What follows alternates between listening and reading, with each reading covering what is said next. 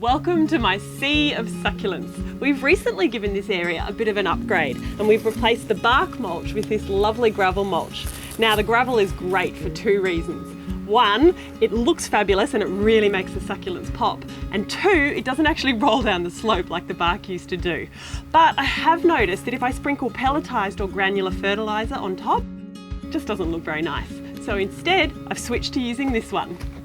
Now because this is a soluble fertiliser, you simply mix 4 heaped teaspoons into a watering can and you can water this straight over the garden every 2 to 4 weeks and that'll really get your cacti and your succulents flourishing. You know, I really loved using succulents in this garden bed. Before I gave them a go here, this was a total disaster bed and I couldn't get anything to grow. So if you're having the same problem, why not give succulents a go?